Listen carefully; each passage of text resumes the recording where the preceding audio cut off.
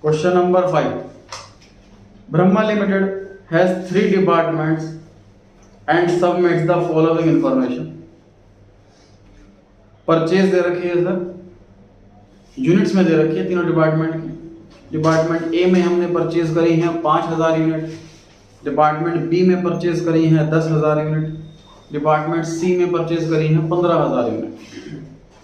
Purchase का amount दिया हुआ है 8,40,000, लेकिन ये इन टोटल है, डिपार्टमेंट वाइज नहीं दे रखा। आगे लिखा है सर सेल्स यूनिट्स, तीनों ही डिपार्टमेंट में कितनी यूनिट्स बिकी हैं वो दे रखा है।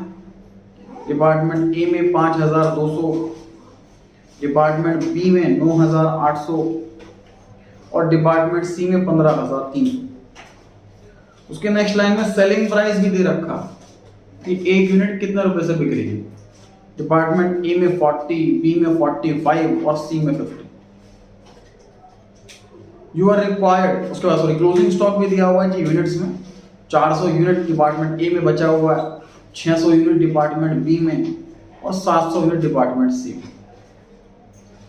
You are required to prepare departmental trading account of the company assuming that the rate of GP on sale is uniform in each case. बनाते हैं फॉर्मेट। अमाउंट की कितने वाला बनाएंगे टोटल? 3 एक साइड 3।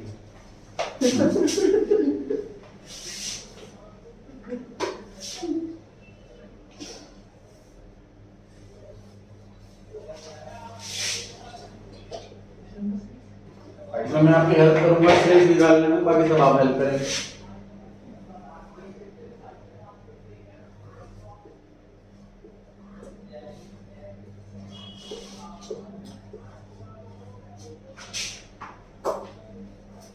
ओपनिंग स्टॉक क्वेश्चन के अंदर है कि नहीं? नहीं है। सर क्या है? छुपा हुआ। ये क्या था सर? ये क्या था सर? क्या है?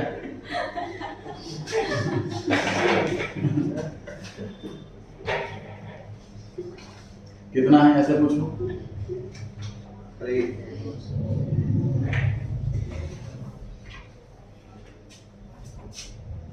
खत्म क्वेश्चन। भी कोई क्वेश्चन है?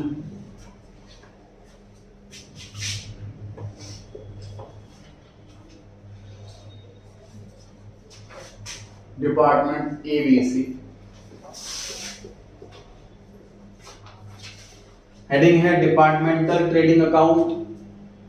नेक्स्ट लाइन में for the year ending 31 March 2011।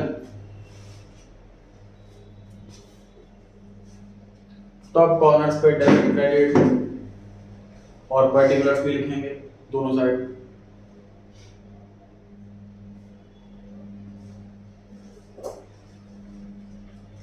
आपने भी तो नहीं करा जितना मैंने करा। यस सर, सारे बस होने वाला है। ये भी नहीं करा आपने। सेल्स कैलकुलेट कीजिए। आपको सेल्स की यूनिट्स भी पता है और सेलिंग प्राइस भी पता हो, क्या चाहिए जीवन में? Sale units multiply by selling price. मैं बताता हूँ 3 जीरो तो आएंगे, 8 भी आएगा, 2,08,000 की। समझ पा रहे हैं कि बड़ा आसान है सेल्स निकालना। तो यूनिट्स कितनी बिकी हैं ये भी पता है और सेलिंग प्राइस कितना है ये भी पता। सर 40 रुपए के रेट से हमने 5,200 यूनिट बेच दी, मल्टीप्लाई करके सेल्स आ गई। बी में बताइए बराबर से 4,41,000। बाकी सब सहमत हैं? कैलकुलेट कितने ब्याज से सहमत हैं?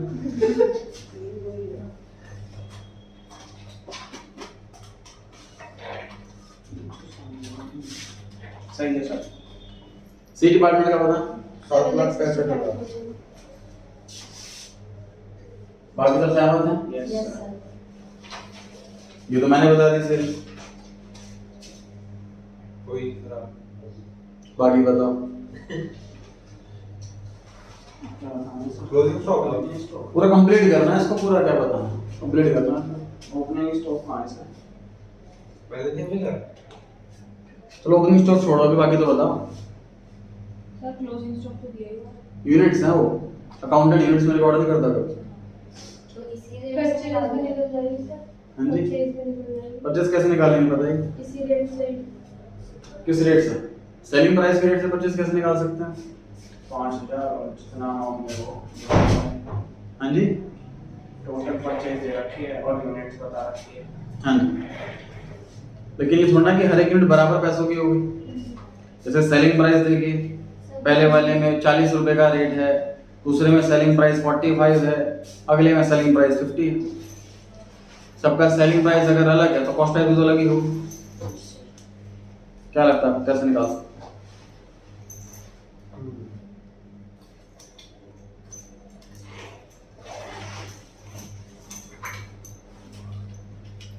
कौन बच्चा बता पाएगा? आज क्लास में पहला क्वेश्चन ऐसा ही था, मॉर्निंग वाली क्लास में है कोई बच्चा ऐसा?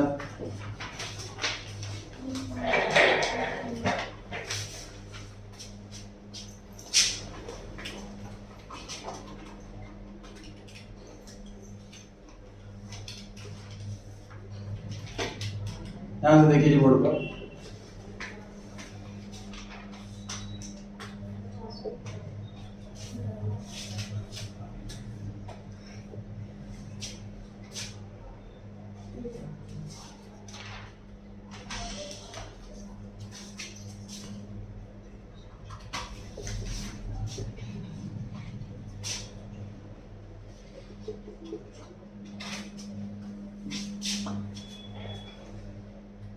सर परचेजेस पता है हमें इन टोटल, सिर्फ एक यही हिंट है जिसकी हेल्प से हम जीपी निकाल सकते हैं और बाकी आइटम निकाल सकते हैं।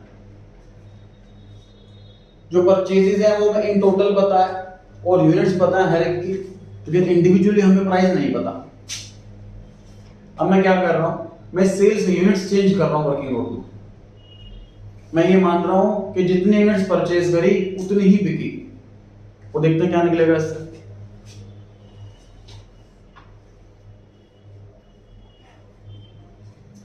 डिपार्टमेंट ए में परचेज कितनी करी है जी? 5000 यूनिट। डिपार्टमेंट बी में 10,000 और डिपार्टमेंट सी में 15,000।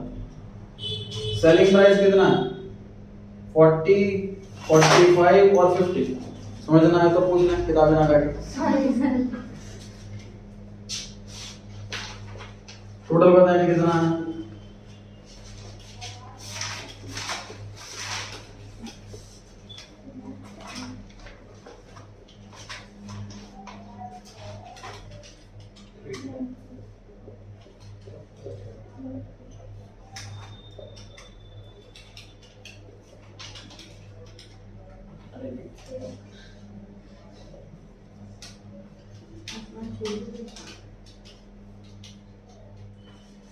ध्यान से देखिए बोर्ड पर।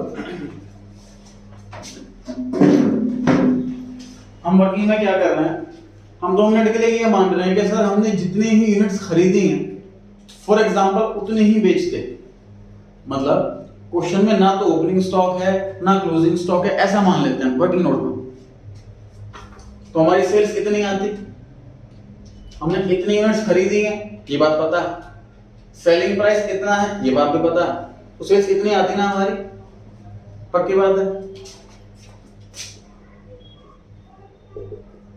सेल्स 14 लाख और परचेज कितने में करा इसको हमने? 8,40,000। तो प्रॉफिट कितना आ गया फटाफट से बता दो। 5,60,000। प्रॉफिट परसेंटेज कितना है जरा बता दो।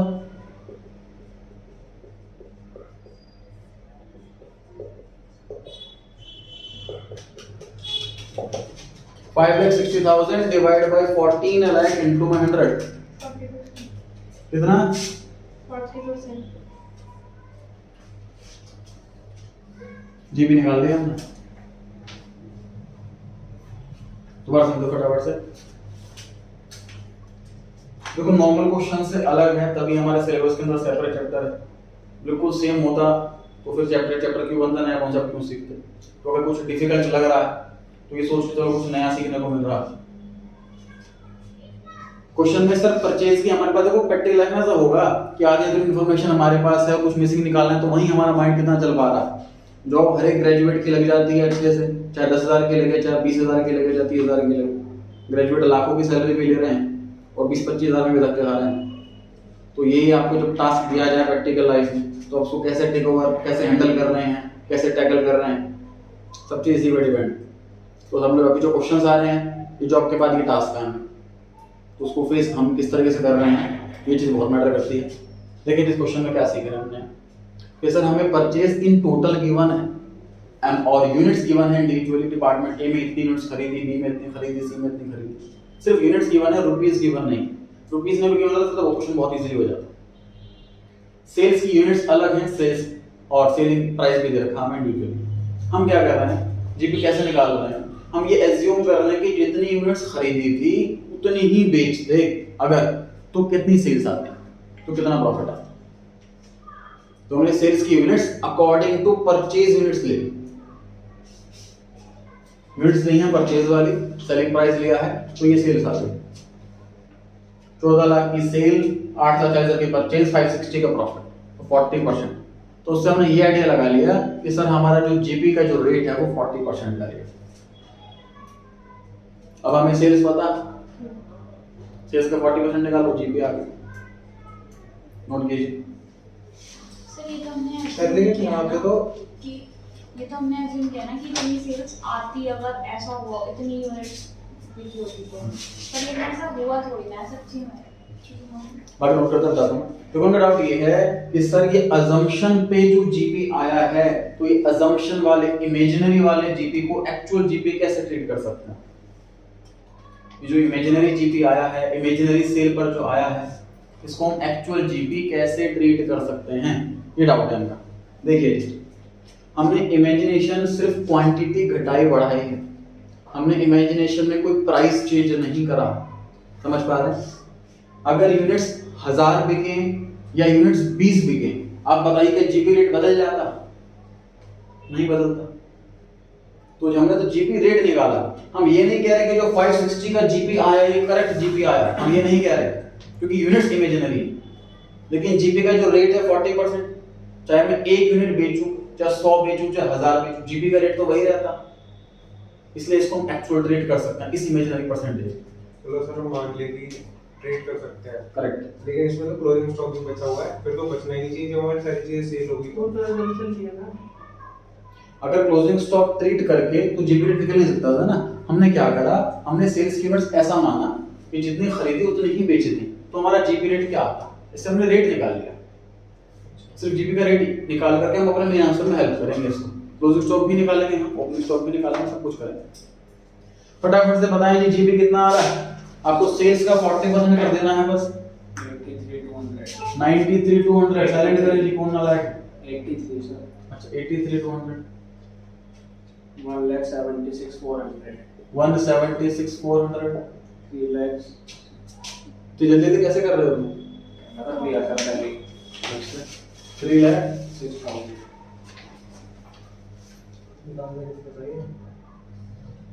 आंसर में तो नहीं दे रखा। नहीं सर, ये काला मैंने। हाँ तो ये कुछ निकाल दो। बाकी सभी सहमत हैं कि नोटी करना फटाफट से। कैलकुलेटर वाले बच्चे ही बोले सहमत हैं।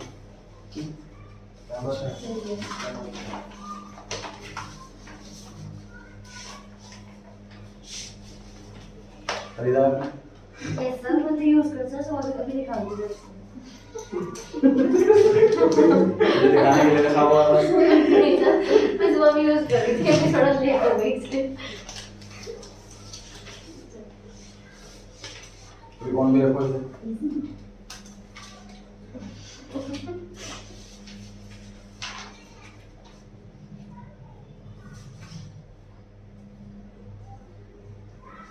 सभी ने नोट कर लिया? बस आ ही गया कर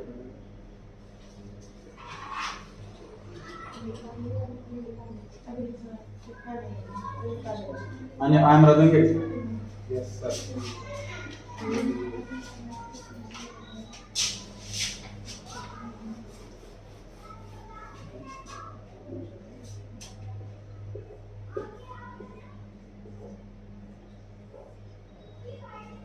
सेलिंग प्राइस गिवन है सर 40, 45 और 50। जीपी रेट 40% है, तो कैसे हम कॉस्ट प्राइस नहीं निकाल सकते?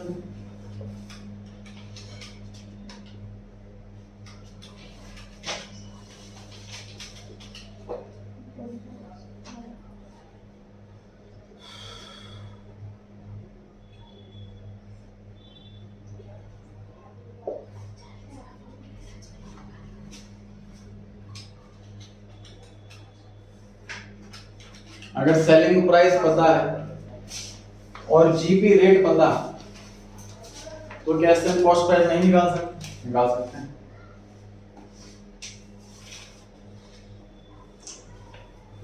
बस कॉस्ट प्राइस आते ही क्वेश्चन खत्म। क्वेश्चन अपने आप ही सांसें ले रहा।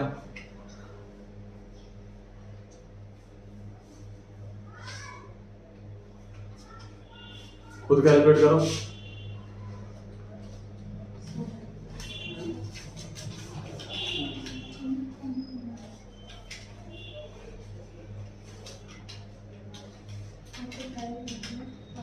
अब आप लोग मुझे क्लोजिंग स्टॉक बताएंगे जी, ध्यान से सुन लीजिए। क्लोजिंग स्टॉक ए की बात कर रहे हैं, तो यूनिट्स कितनी है क्लोजिंग स्टॉक में? 400 है ना, और एक यूनिट कितने रुपए की? आगे क्लोजिंग स्टॉक 24 रुपए की एक यूनिट है और 400 यूनिट है। ये कोई क्वेश्चन है? बताओ कितना आया? आप लोग ना ऐसे नोट कर लेना, नोट्स में दो, एग्जाम में सीधा आउटर कॉलम में लिख लेना टोटल अमाउंट, लेकिन एग्जाम में फिर ध्यान नहीं रहेगा ये सर कैसे आ गया अमाउंट, पता नहीं कहां से निकाल लिया। कितना है जी? 9,600। बी मुझे कैलकुलेशन बोले क्या मल्टीप्लाई हुआ, क्या बी में बताएं? 600 मल्टीप्लाई बाय 27। 600 मल्टीप्लाई बाय 27 कितना है जी? 16,200। 60200 16 सी में कैलकुलेशन बताएं मुझे फटाफट से। 700 मल्टीप्लाई बाय 30 21,000। क्या टोटल करने में सक्षम हैं? बताएं। क्रेडिट साइड का डेबिट का कैसे कर सकते? दो चीज मिसिंग है। 2,17,600। खुद से करें बाकी तेरा 7 नेगेटिव। हां 4,5,7,200। कितना बताया जी? 4,5,7,200।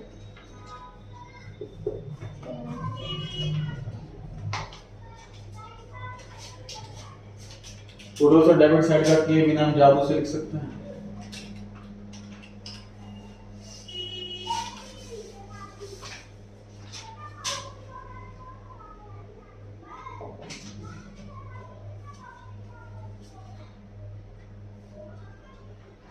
जिस तरीके से आपने क्लोजिंग स्टॉक बताया वैसे परचेज बता दीजिए। डिपार्टमेंट ए में बताइए कितनी यूनिट्स परचेज करी? 5,000। एक यूनिट कितने रुपए की? 24। ये कोई क्वेश्चन है? 1,00,000। बताइए कितना हुआ? 1,20,000। 1,20,000। तो डिपार्टमेंट बी में 10,000 यूनिट्स खरीदी हैं और एक 27 रुपीस की है। 2,70,000। नेक्स्ट का बोलना है 3,000। डिपार्टमेंट सी में 15,000 यूनिट्स खरीदी हैं और एक यूनिट 30 रुपए की है।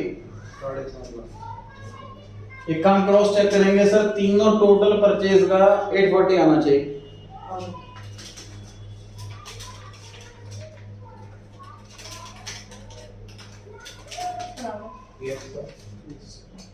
अब बैलेंसिंग कर सकते हो। नहीं ऐसे कैसे ईमानदारी से निकालेंगे? कर रहे थे कर नहीं सकते। कोई मिस्टेक हो तो पता कैसे लगेगा? सर क्या हम मिस्टेक सर आपके में कहां मिस्टेक हुई? हाँ वैसे आप करवा रहे हो तो कहाँ मिस्टेक होगी? तो घर पे भी बैलेंसिंग करोगे तो कैसे करोगे घर पे? सर वीडियो मैं तो हूं ही वहां पर। सर आपको पढ़ाया हुआ तो है। एग्जाम में भी रहेगा ना वो? नहीं रहेगा रहेगा सर एग्जाम तो। थोड़ा थोड़ा वो डर के कारण निकल जाता है। एग्जाम में तो आप हो गए। वापस आते हैं सर एग्जाम पे भी ना नेक्स्ट क्लास में डिस्कशन कर लेना थोड़ा सा एग्जाम के नेक्स्ट में एग्जाम में मैं कह रही हूँ नेक्स्ट क्लास में एग्जाम से रिलेटेड डिस्कशन कर लेना कि Reading कैसे point कैसे पर करेंगे। कैसे कैसे मतलब प्लानिंग कैसे होगी? इतने पेपर की तैयारी मतलब करेंगे। कैसे चलो वापस आते हैं।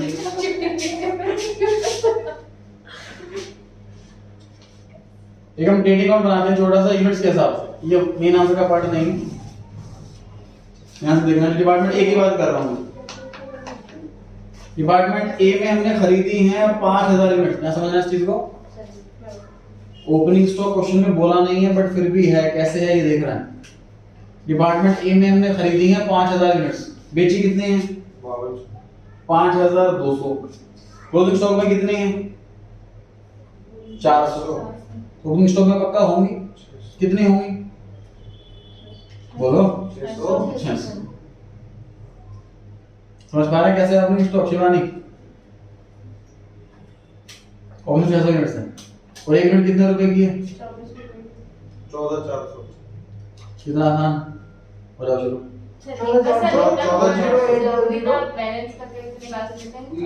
मैंने बता रहा हूँ टोटल कैसे टैली होगा, फिर कंफर्म कैसे होगा?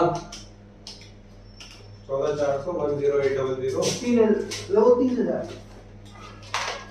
तुम्हारी आमना को बता रहा हूँ। ये सर अभी कराएंगे देख सकते हो आप। तुम्हारे तीनों की यूनिट्स भी बताओ एक बार।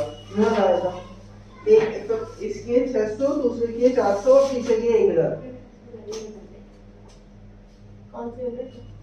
ये रखी है तो पेज में यूनिट ये दे रखी है और सेलिंग में और हमने प्राइस पे निकाली है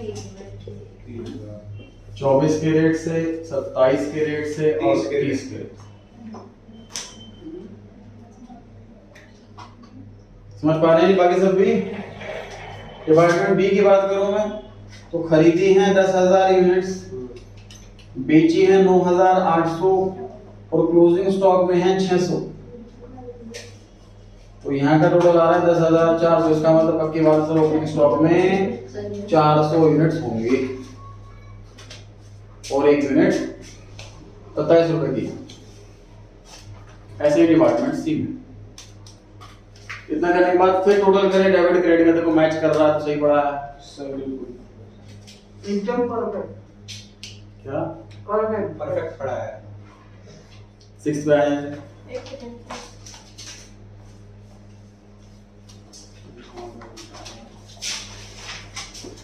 और लास्ट क्वेश्चन में छुट्टी रहेगी आपकी।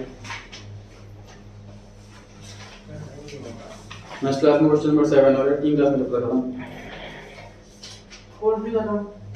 लीजेस के कोर्स में आ रहा है। संडे तो लास्ट होगा ना थ्योरी। संडे लास्ट होगा थ्योरी में होगा। लीजिस की थ्योरी तो आ रही है हमारे पास।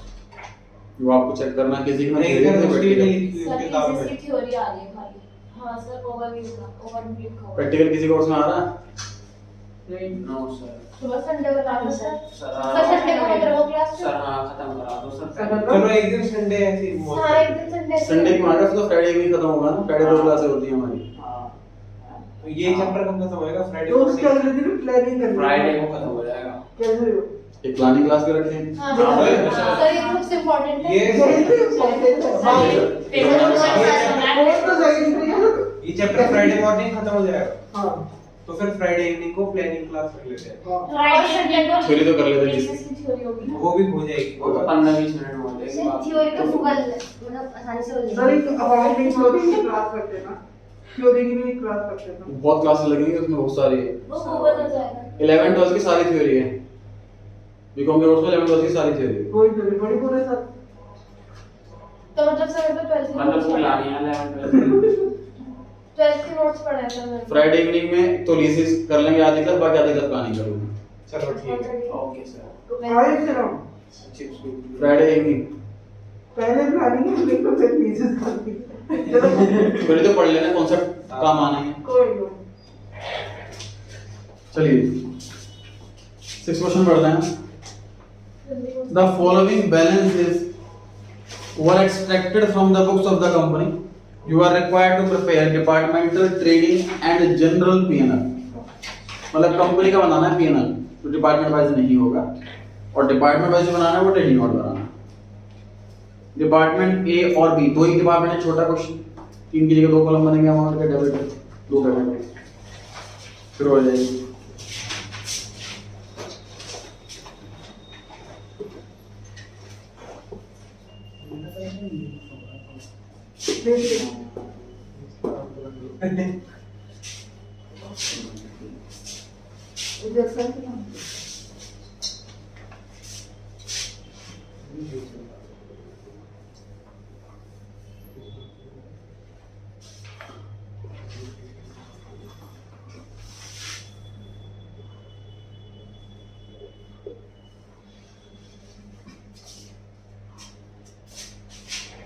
हेडिंग डालेंगे departmental trading account for the year ending 31st December 2016।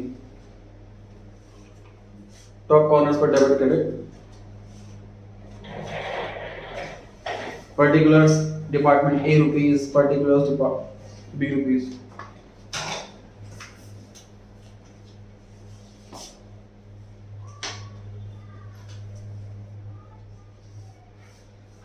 सभी तैयार हैं?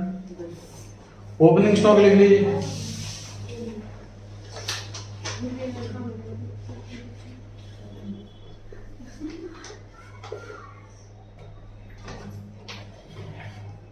परचेज लिख लीजिए।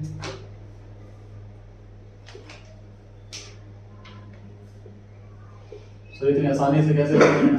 कोई गड़बड़ लग रही? सेल्स में लिख लीजिए।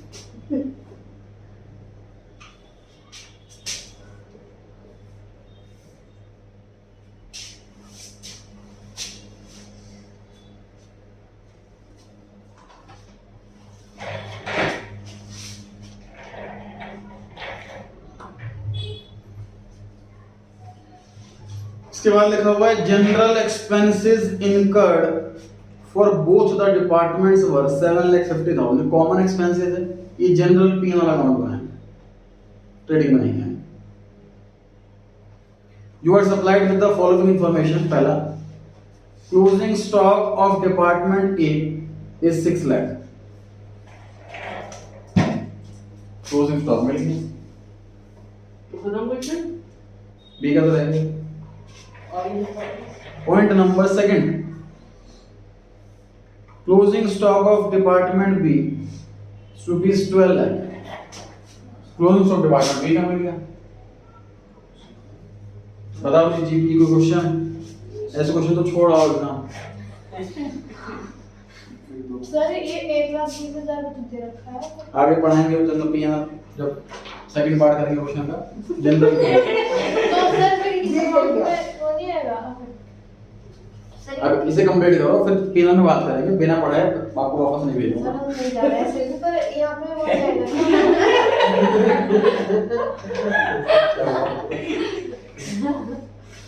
यहाँ पे वो नहीं आएगा क्या फैक्ट? जुलाई में पढ़ाएंगे, उसके लिए समझाऊंगा सही टाइम आने पर। जीपी निकाल, अब इसके दोनों है तो यहाँ जीपी निकाल दीजिए बस। बैलेंस शीट भी है।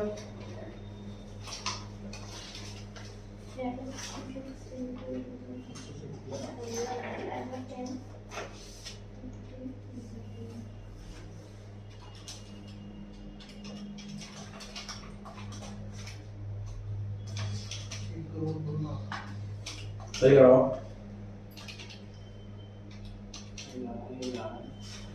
सही आ रहा है 1 करोड़ 2 करोड़ 40 लाख। सर 24 लाख आ रहा है। हाँ मतलब ऐसे ही है। एक तो इसमें साइड जीरो देखो पूरा होता है। ग्रॉस प्रॉफिट आ रहा है सर डिपार्टमेंट ए में 24 लाख, डिपार्टमेंट बी में 45 लाख। तो आधा क्वेश्चन तो कितना ज्यादा आसान है, देख सकते हो। ओवर में आसान है मतलब। सर ये करें तो कितना मार्क्स मिलेंगे? 45 लाख। 8 में से 3। तो पास तो ऐसे ही हो जाएंगे। बीकॉम में बच्चा ये सोचता है सिर्फ पास हो जाएंगे। 12th में होता है कि 90 प्लस लाने हैं। सर कुछ होता है नंबर से इसमें? आईएएस कितना होता है? कैंपस में पता लगेगा। और गए नहीं तो पता नहीं लगा।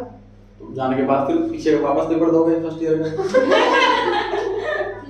क्या होता है फिर बता दो। तो जब कैंपस प्लेसमेंट होगी तो मार्क्स नहीं देखेंगे आपके। तो ट्रीटमेंट नहीं देगा आपने। हाँ जी। फर्स्ट सेमेस्टर में कितना मार्क्स लिए थे? ओवरऑल देख मतलब आपको लगता है सिर्फ फाइनल सेमेस्टर के मार्क्स देखेंगे वो? सर वैसे भी जॉब वगैरह ऑफर करते हैं बीकॉम के बाद, कैंपस प्लेसमेंट हर कॉलेज में होता है। जैसे एनसीवैप एनसीवैप में तो शायद नहीं होता। तो सर हमारे में होता है पास एसओएल में होता है। तो कहीं और इंटरव्यू दोगे वो तो मार्क्स देखेंगे। सर हाईएस्ट कितने होते हैं कॉलेज में? हाईएस्ट कितने होते हैं कॉलेज में मतलब? परसेंटेज। पर हाईएस्ट कितनी आती है तो कोर्स टू कोर्स पे डिपेंड करता सर है। आप भी कितने हैं? Sir BCom. मेरे तो बीकॉम में अच्छी परसेंटेज नहीं आई थी क्योंकि मैं सीए कर रहा था, तो क्लास कभी ग्रेजुएशन की ली नहीं, जो बाकी सब्जेक्ट्स हैं ग्रेजुएशन उसकी क्लास नहीं ली। फिर भी कितने आए थे? 71% थी। सोसाइटी में कम होते हैं जैसे में फिर भी मतलब कमी है, वो भी सिर्फ प्रैक्टिकल सब्जेक्ट्स की वजह से बढ़ गया। मतलब अकाउंट इको जो मेरे मेन पेपर थे सीए वाले उसमें अच्छे मार्क्स आ गए, बाकी जो वैसे होते हैं हिंदी इंग्लिश उनमें थोड़ा कम रह जाते हैं। सीधे तो समझ में नहीं आ रहा चीटिंग कहाँ से करूँ। ये भी समस्या है। कैसे ये समझ आ रहा है मुझे तो। हिंदी में भूल गए भाई। चलिए अब क्या करना है? जीपी निकल गया सबका। Yes sir. अब बनाए जीपी और अकाउंट। क्या ही खतरा तो है। बड़ा बनेगा ही वाला। बोल देना आप पे। बड़ा छोटा तब पूछो ना जब 3-4 अकाउंट बनाने हैं। नहीं सर क्योंकि यहाँ पे थोड़ा सा पेज है। हाँ इसमें आ जाएगा। ठीक है। जनरल डेटा लूंगा। जनरल पी का नाम भी दे सकते हैं, सिर्फ पी का नाम भी दे सकते हैं, क्योंकि डिपार्टमेंट वर्ड अगर हम नहीं लिखना है तो वो जनरल लिखेंगे। For the year ending 31 December 2016 particular amount 2 bar top corners पर डेबिट क्रेडिट।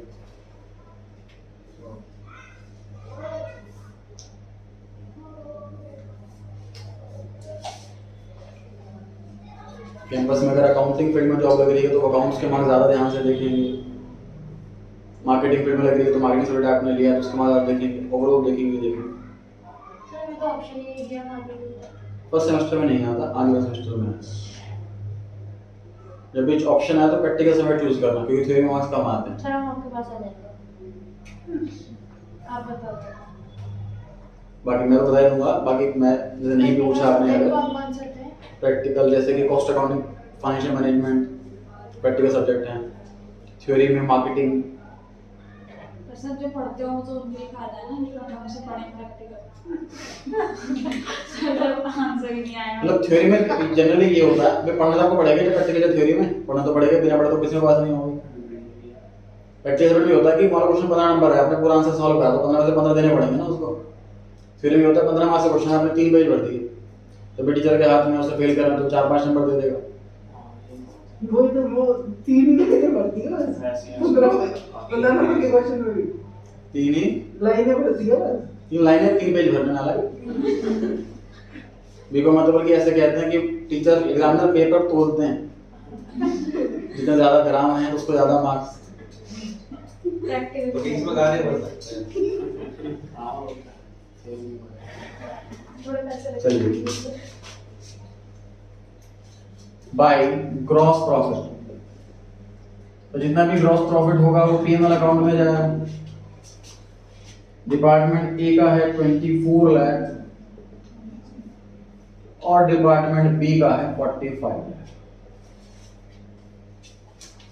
क्वेश्चन में जनरल एक्सपेंसेस दे रखे थे, जो कंपनी के ओवरऑल एक्सपेंस हैं, डिपार्टमेंट वाइज नहीं है, इसलिए वो हमने जनरल पीएनएल के लिए बचा के रखे हुए थे।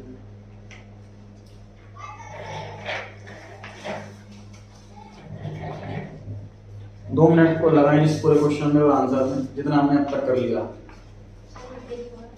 जनरल एक्सपेंसेस 2 मिनट लगाइए, जितना हमने कोशिश कर लिया है उसमें देखिए जी क्वेश्चन में क्या गिवन था, हमने सॉल्यूशन में कहाँ लिखा है, कैसे लिखा है, क्या लिखा है, इस चीज को अच्छे से देख लें।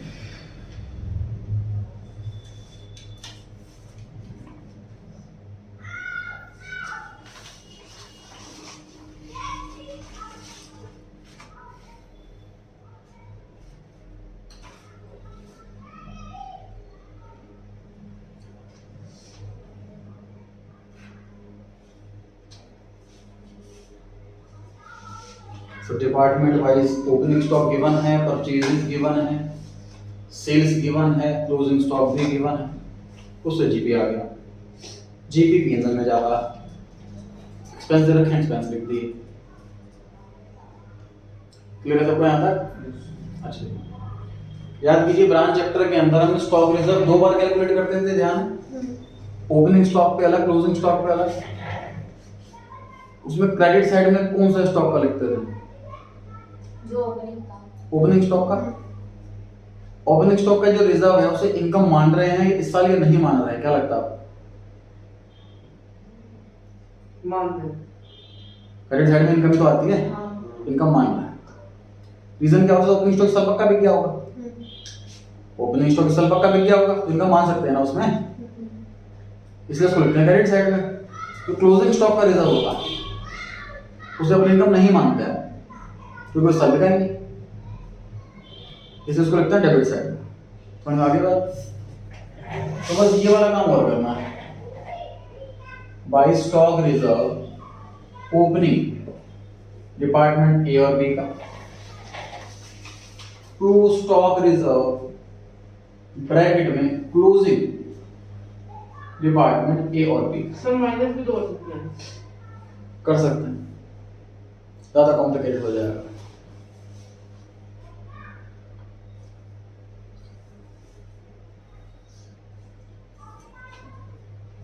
बाई स्टॉक रिजर्व ब्रैकेट में समझ पा रहे हो? ओपनिंग क्रेडिट में क्यों आया? ओपनिंग स्टॉक सेल बिक गया होगा, उस पे इनकम हम मान सकते हैं।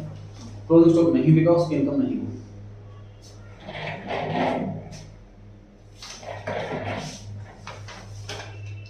पॉइंट नंबर 1 ध्यान से पढ़ेंगे। Closing stock of department A ₹6 lakh including goods from department B for ₹1,20,000 at a cost to department A. Department A के क्लोजिंग स्टॉक में 6 लाख रुपए का क्लोजिंग स्टॉक, इसमें से 1,20,000 वाला ऐसा जो बी से लिया, तो डिपार्टमेंट बी ने तो सेलिंग प्राइस पे भेजा होगा, डिपार्टमेंट बी ने जब बेचा होगा सेलिंग प्राइस पे बेचा होगा। आगे लिखा हुआ है at cost to department A. मुझे बताइए 1,20,000 जो है ये कॉस्ट है कि सेलिंग प्राइस?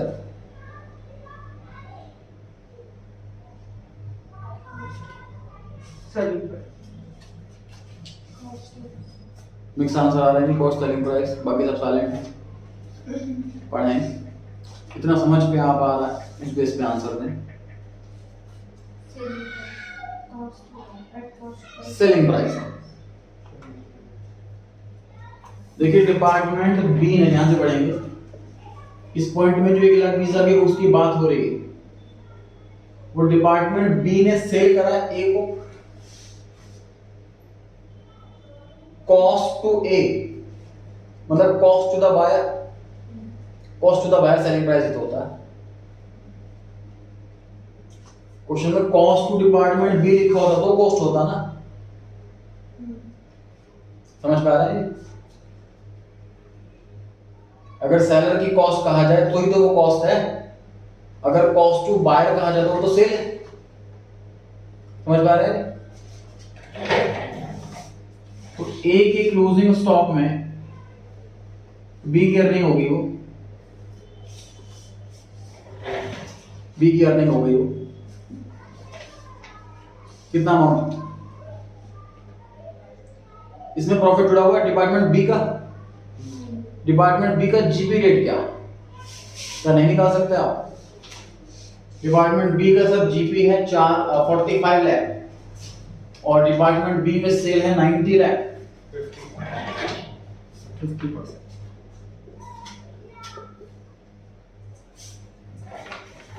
ऐसे बाकी तीनों खुद करो, फिर छुट्टी, जल्दी छुट्टी हो सकती है आपकी, सुनहरा अवसर है आपके पास।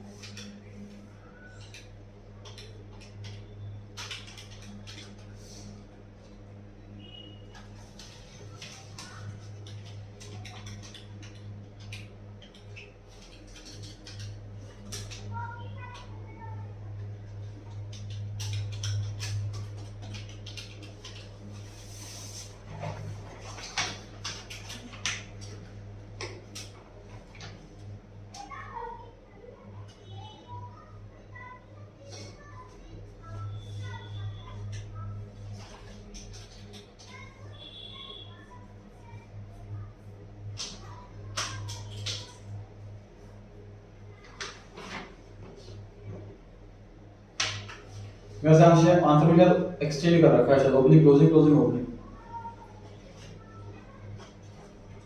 जो आंसर में लिखा हुआ है स्टॉक रिजर्व क्लोजिंग में लिखा हुआ है 60,000, ये ओपनिंग वाला 60 है ना। कैलकुलेट कीजिए बाकी सब खुद से।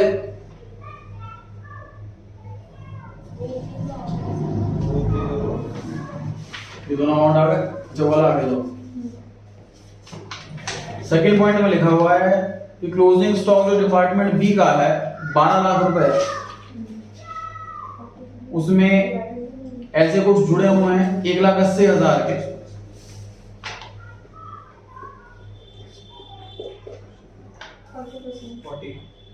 तो डिपार्टमेंट ए का प्रॉफिट निकाल सकते हो सर आप 24 lakh divide by 60 lakh, GP rate आ जाएगा डिपार्टमेंट 40%, तो 1,80,000 का 40% कितना है?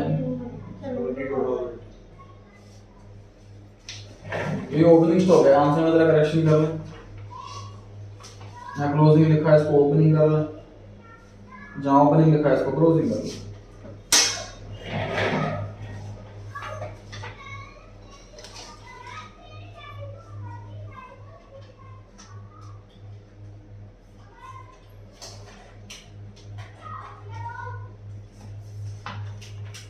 पॉइंट नंबर 3 पढ़े, लिखा हुआ opening stock of department A and department B includes goods of the value 60,000 and 90,000 from department B and A.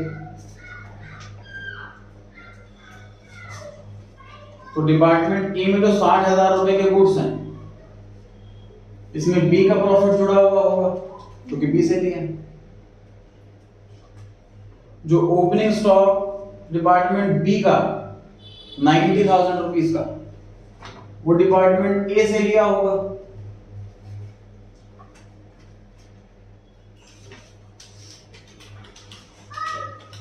B का जो प्रॉफिट मार्जिन है वो 50% का है, ए का जो प्रॉफिट मार्जिन है वो 40% का। कितना है?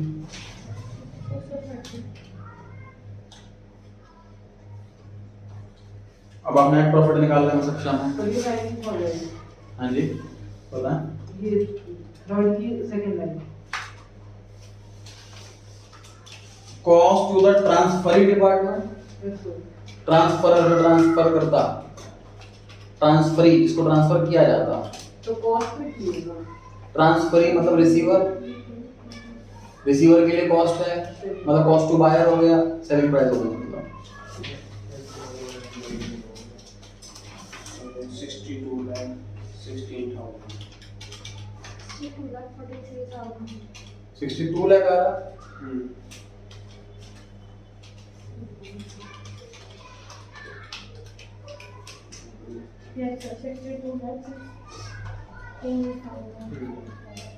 अरे हम लोगों ने गड़बड़ कर दी, मतलब मैंने कर दी, सॉरी। पॉइंट नंबर 1 और 2 तो क्लोजिंग स्टॉक के दे रखे थे, इसको हमने ओपनिंग स्टॉक में लिख दिया। तो सही था। पॉइंट 1 में तो क्लोजिंग स्टॉक लिखा हुआ है ना, कोई नहीं तो ऐसे कर देते। क्लोजिंग स्टॉक तो इधर है। आराम को स्टॉप कर देते हैं। हमने अब क्या ऐसे ही छोड़ दोगे? आंसर यहाँ तो पैसे पढ़ना तो है नहीं, कर जाए छोड़ो। आंसर सर सही वो था। कल कर लेंगे। सर नेक्स्ट क्लास में चेक कर लेना, नहीं तो भगा देना। इसको धर लिखो, इसको धर लिखो। मैं सोचूं मेरे नोट्स कैसे गलत हो सकते हैं। तो सब मुझे डाउट होगा। मुझे तो आंसर ठीक नहीं पता।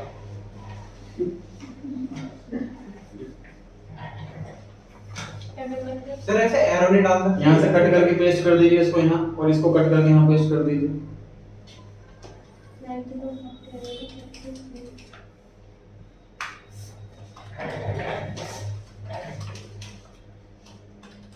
आंसर एकदम परफेक्ट आंसर आता है। अब सही है, सही है। बेहतरीन।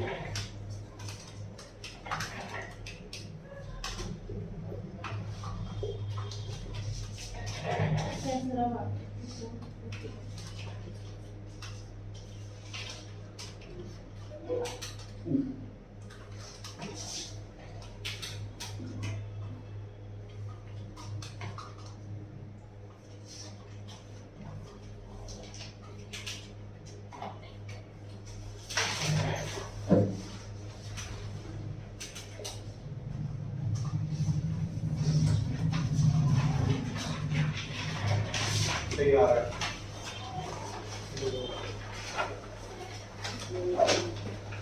क्वेश्चन 3 नेक्स्ट क्लास में चेक किया जा सकता है। ठीक है हाँ जी, तो पेपर की बात कर लेना ना, पेपर तो कल है, 7 फ्राइडे 8 AM